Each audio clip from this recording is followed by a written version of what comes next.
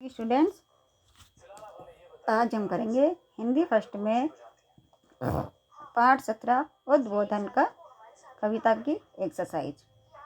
जो कविता आपको बहुत अच्छी थी। कविता में आपने सीखा था जागृति, यानी मिलजुल कर आगे बढ़ने की, है ना। आज हम करेंगे इसकी एक्सरसाइज। कवि कहा दृढ़ता धारण करने को कहता है, तो तरह संसार की समर स्थिति में।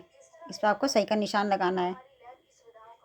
इसी तरह से अगला प्रश्न है, कवि किसका पाठ पढ़ने के लिए प्रेरित करता है, तो उत्तर है पुरुष का। तो आपको इस पर सही का निशान लगाना है। अगला प्रश्न है, कवि के अनुसार किस मिलन से एकता होती है, तो उत्तर है मन के। अगला प्रश्न, दीपक के उदाहरण से कवि क्या बताना चाहता है, तो उत्तर है खुद कष्ट कर सहकर भी दूसरों की मदद करना, और दूसरों की खुशी के लिए कष्ट सहना, अर्थात दोनों। तो आपको दोनों पे टिक करना, यानी तीसरे नंबर पे। अगला प्रश्न है, दीपक की तुलना कवि इंसान की कौन सी विशेषता बताता है, तो उत्तर है परस्पर प्रेम का भाव।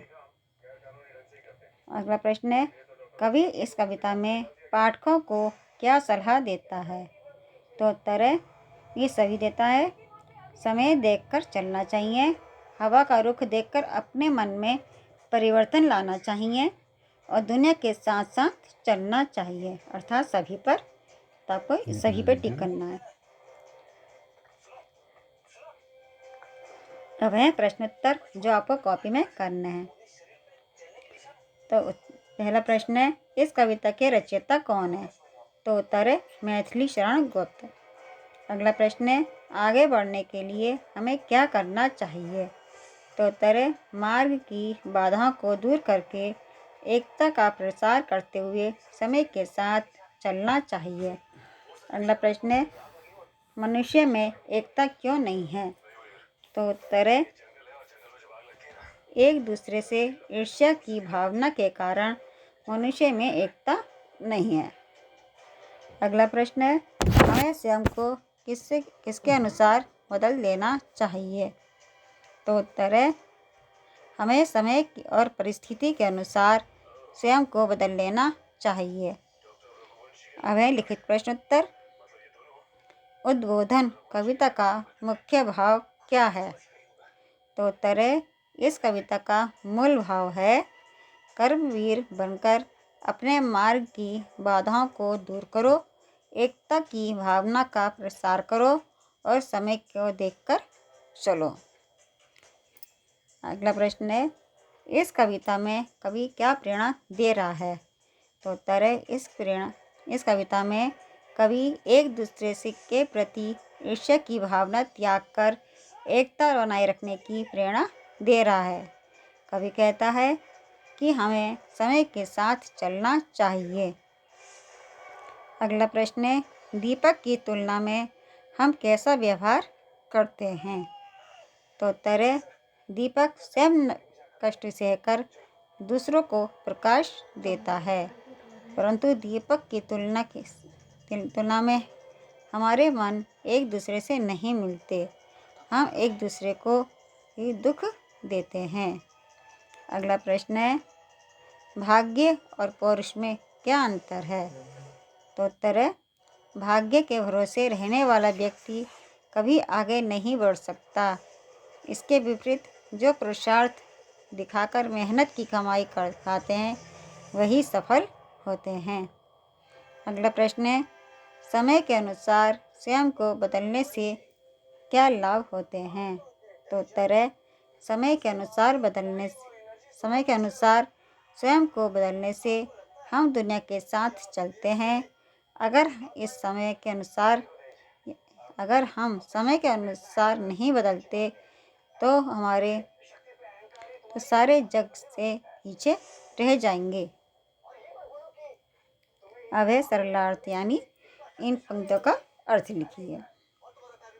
संसार की समर स्थिति में दृढ़ता धारण करो, चलते हुए निज इष्ट पथ के संकटों से मत डरो, जीते हुए मृतक सम रहकर न केवल दीन भरो, बरवीर बनकर आप अपनी विधन बाधाएं हरो। यानी इन पंक्तियों का अब आपको अर्थ लिखना है, जो इस प्रकार है। कवि कहता है, संसार की युद्ध भूमि में हम भूमि पर धैर्य रखना सीखो। रास्ते में आने वाली विभिन्न बाधाओं से मत डरो। जीवित होते हुए भी मृत की तरह जीवन मत बिताओ।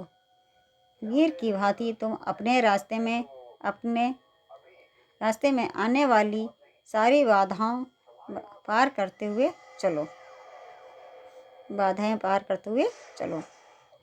अब अगला है, कविता का सार और प्रतिपाद्य अपने शब्दों में लिखो।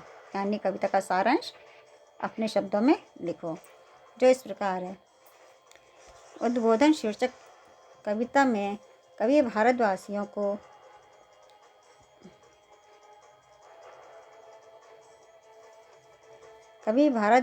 को बाधाओं का दृढ़तापूर्वक सामना करने का उद्बोधन करता है। हमें मार्ग की बाधाओं से नहीं घबराना चाहिए। कवि भाग्यवादी न बनने की बात भी कहता है। कर्म करो, उद्यम करो, तभी सफलता मिलेगी। कवि आपस में मेल जोल की भावना बढ़ाने पर बल देता है।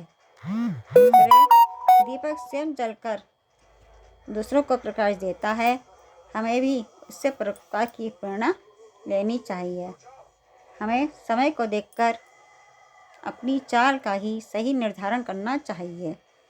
सभी पुरानी बातें अब नहीं चल पाएंगी। प्रतिपाद्य है, परिवर्तन सृष्टि का नियम है। नव निर्माण के प्रति समर्पण की भावना की आवश्यकता है। भाग्यवाद के स्थान पर कर्मवाद को अपनाओ, परोपकारी बनो और समय अनुकूल परिवर्तन लाओ। अब है भाषाबोधन। यह है विराम शब्द। उल्टे अर्थ वाले शब्द लिखो, यानी विराम शब्द।